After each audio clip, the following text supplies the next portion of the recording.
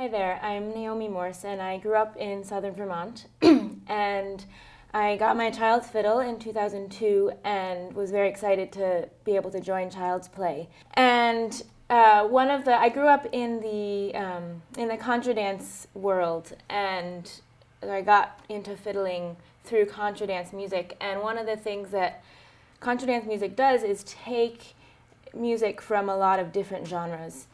And one of the things that I grew to get very excited about in terms of learning how to play fiddle and learning tunes from different genres was what made each genre sound like that genre. How can you play a French Canadian tune and make it sound like a French Canadian tune? How can you play an Irish tune and make it sound like an Irish tune? And so that's what I'm going to talk about today. I'm going to talk about 4 different genres: French Canadian, Irish, old time, and Swedish. Which, I don't know everything about any of those genres, but I have been excited to figure out what makes those genres sound like them. Okay, so before I go into specific genres, I want to talk about a few main points that I've identified about similarities and differences in the bowings across these 4 genres. So the first one is how much your bow stays on the string, whether it's bouncing up and down or whether it's quite smooth. So for example, you have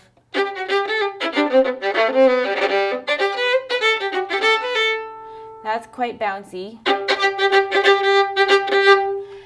And then I'm just going to play the same tune in a smooth style.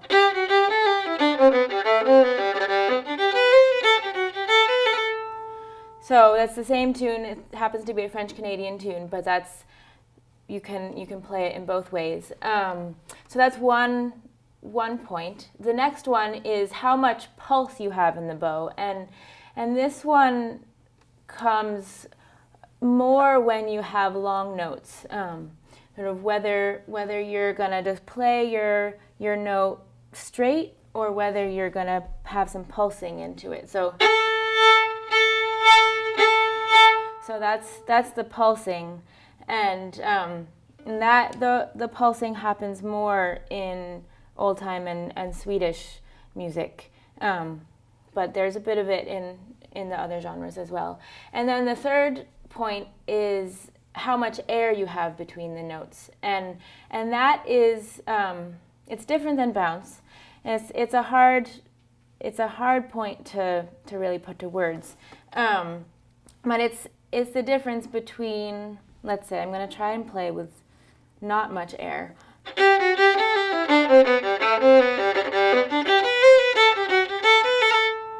So that's sort of straight ahead, not very much air. And this is the same tune with some air.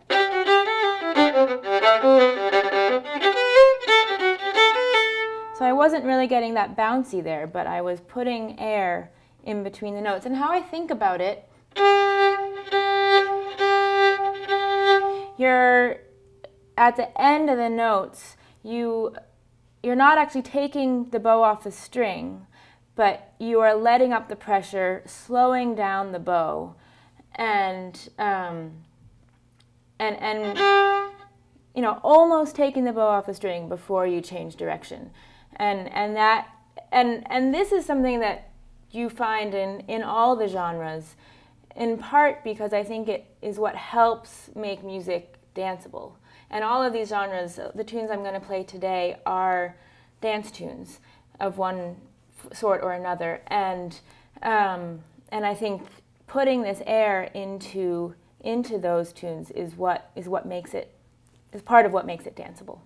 Okay, so I'm gonna go into the old time genre now, and before I get into the specifics, I want to give a bit of a disclaimer, just that old time within the old time genre, there's many different kinds of bowings, and each state, each fiddle player has their own kinds of bowings, and I am not in any way a connoisseur of old time music bowings, but what I'm going to show you now is what I have found to help me, sound like an old-time player, even though technically I'm not. So going into the specifics, what I've found is old-time music is generally smooth. It's generally on the string, similar to Irish music. But there is more of a pulse to the bow. In general, old-time tunes are less notey than Irish tunes. And so instead of just, playing that note for 2 beats, you give it some pulse. And so before I get into too many specifics, let me play the tune. This is Little Liza Jane.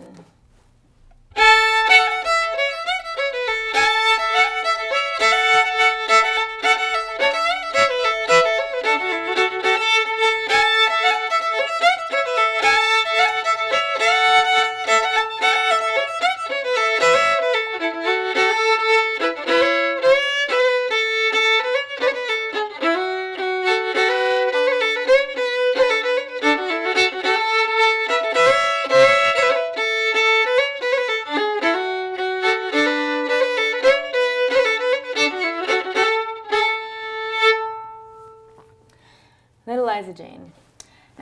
So let's break it down a little bit and see what's happening there in the A part.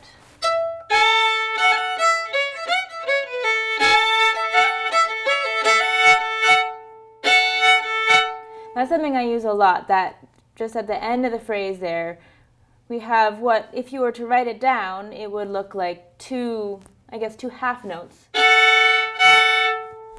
But what I do is change my bow a little before that second half note actually starts, and then pulse on the second beat. So you have, and that pulse happens by just giving a bit of extra pressure and speed to your bow. There's also a little pulse at the end of the first note before you change.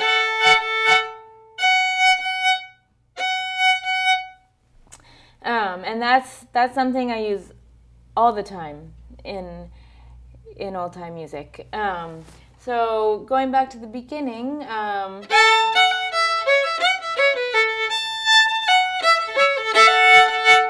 I used it in the second to last measure as well.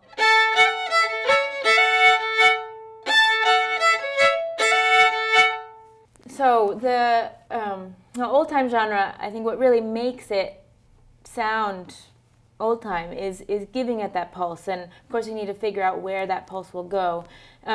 I chose a tune today that doesn't have very many notes, so I could talk about that pulse and the and how that relates to the old-time genre. There are many old-time tunes that have many more notes, but you still want to keep that pulse in there somehow. So let me just play the tune again, a little slower, and so you can see where that pulse happens.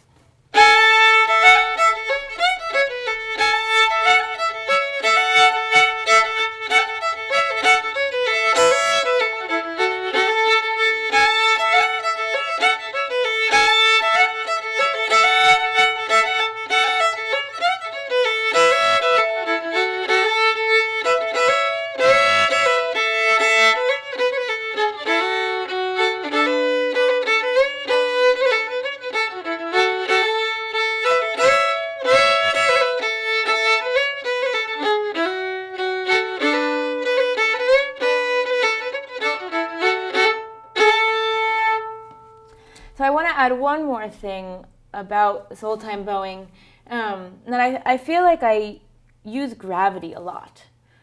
You sort of quintessential old-time player sitting on the front porch, just sawing away. I think that it can be quite relaxed in a way, and I think that's part of that pulse on those down bows. Gravity is helping you.